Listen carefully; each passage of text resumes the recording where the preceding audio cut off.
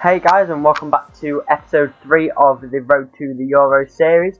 Now we are currently in Division 9 with 3 points, and this is the team we are starting out with for this episode. Now we do have a debut for Lionel Ainsworth in this video, and also Derek will, and also that centre back as well. I think his name's Leon Barnett. So we've got debuts for them 3 guys. I've not played. We picked them up in the last episode. We're on 1,229 coins with 3 points in Division 9. So we'll be playing 3 games this episode, and hopefully then the episode after that we'll be able to secure the title. So yeah, we're nearly at a full silver team. If we win every game in this episode, we'll be 2 players left that are bronze. But to get into the first game, the guy we did come up against did have Doumbia and Boney up front with Varane centre back. He had Vasquez at right mid, and I believe that was Kujar Chol at left wing. I'm not really sure, but it wasn't a very high chemistry team, so he should have been able to beat it quite easily. So yeah, we'll go into the first clip in a minute on what we did pick up in this game. So as you can see, in the 14th minute, we did manage to steal the ball off him. Play the ball through with Philip, played it through to Ansa, who managed to slot it into the bottom right hand corner and put us 1-0 up very early on in the game. So that was another assist for Phillips, and another goal for Ansa, who's been one of the better players in this team. He had performed really well, and it was a good start because it meant we could obviously get closer to the win, so that was good.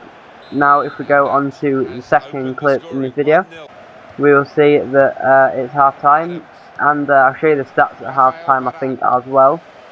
So we were 1-0 at the half time period, and we had 10 shots as far on target compared to his 2 shots and 1 on target, and we were absolutely dominating him, and he wasn't in the game whatsoever really. But it took us until the 76th minute to get another chance, and we did get it. We ran all the way through with Phillips and just put it in the back of the net. This guy was getting picked apart if I was just running straight at him, and he just couldn't defend, and he just wasn't really that great of a player.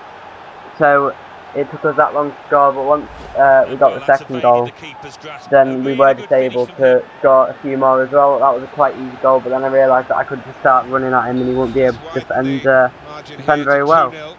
So that put us 2-0 up, and then very shortly after, in the 79th minute, we are actually able to play through Washington as well.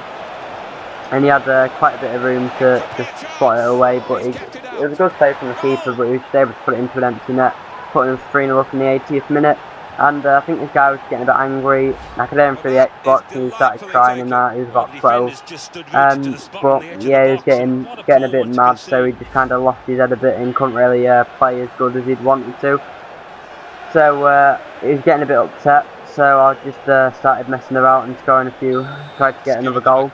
So we pushed forward in there enough the 90th minute and tackled the ball up in there with Phillips, gave it to Ansa, who was able to bury it into the near post, putting us 4-0 up and giving Ansa 2 goals in the game. And by this point he was actually crying through the Xbox. I could hear him get his mic, and it was just pretty funny. So that was full time, guys. We did manage to win the game 4-0, giving us 3 points in the towards winning the title. So that put us on 6 points overall. I think Phillips got man of the match. He got a goal. I think he got a 9.7. Yeah, he did got a 9.7. There was 2 goals for Ansa, 1 for Phillips and 1 for Washington as well. And that meant we got 6 points. And I'm not sure who the assist was for, but I'll go back and have a look. So that meant we could pick up a player from winning the game. So we are actually going to replace Connor Washington, and we do pick up Kieran Agard of Bristol City. It looks like quite a praising striker, but I wanted to keep Ansa in the team despite being lower rated, because in my opinion I think he has performed better. But the second guy we did come up against had Petr Cech in goal, Sanibra up front, and Nkudu at right centre mid. But it was a very low chem team, and as you do see quite often, I didn't think he'd be able to do a very good job. So yeah, we go through in the first minute, straight from kick-off. with Charlie Adams and run through his whole team and put it into the top right hand corner, putting us 1-0 up very, very early on, giving him not much opportunity to try and come back into the game.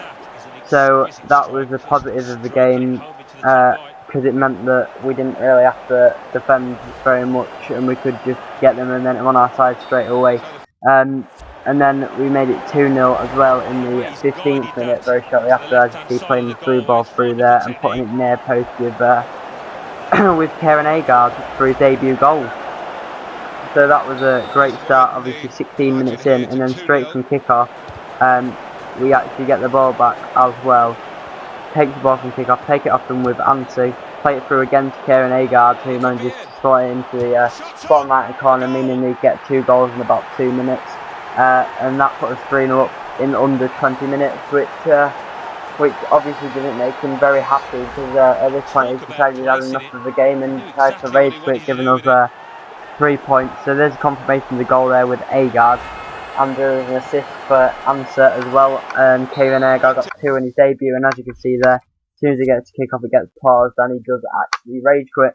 So if we look at the goals and assists from that game, Ainsworth got a 10 rating. Goal assists for Ojo, Ansa and Ainsworth. Barnett and Ainsworth both got 10 ratings, which you don't really see very often. So that was pretty good, giving us 9 points, which means we could actually secure promotion with a draw in the next game. So that also meant that we could pick up another upgrade in our team, and we did actually decide to upgrade Shea Ojo left mid, and we did.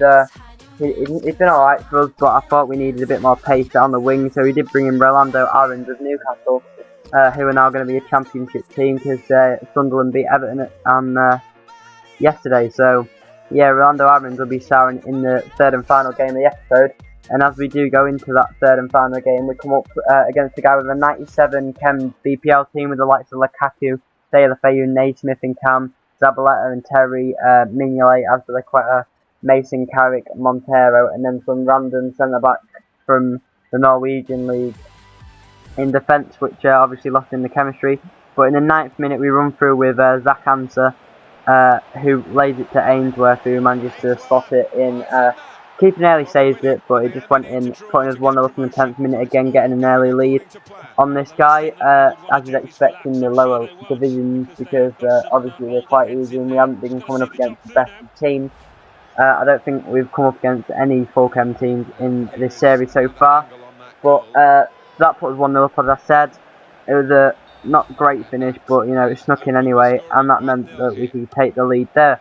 Then in the 18th minute we were able to score a great header with Ansa, crossed the ball in from the corner. His keeper came out, but he wasn't able to get to the ball, and we were able to put in a great finish from the header. And if we look at the replay here in a second, you can see it gets crossed in, and it really did go into the top corner. So even if the keeper wouldn't have come out, I don't think he'd have got a hand to it anyway. But that was another goal for Zach Ansa, and he has scored a lot of goals for the club now. And then in the 22nd minute, after being 2-0 up, we crossed the ball in front from a header, and he just decided to pause it, and rage quit. So that gave us the final 3 points we need to secure promotion, which means if we get 1 draw in the remaining 6 games we have left in this division, then we do win the title and are able to upgrade 3 players in the team. So we did get 192 coins from that game, and it was quite an easy win, to be honest. So that was the final game of the episode. Played all 3 games, won them all, and we were able to upgrade 1 final player, which is Charlie Adams, and we're going to upgrade him to Pritchard, who plays for West Brom. It looks pretty good, and I've left the 2 bronzes in the team who I feel have performed the best. Phillips has got quite a few goals, obviously he's played the most games for this team, and Ansa has got the most goals. So that's where we stand heading into the next episode, guys. We're on 12 points, I believe 1 point left to secure promotion. There's the stats of the division, and yeah, as I said, that's going to be it, guys. Hopefully we can get some goal players in the team. Next episode we'll get 1 goal player if everything goes our way. So that's going to be it, guys. So drop a like on the video, and yeah, subscribe for more content, and I'll see you later. Have a very nice rest of your day.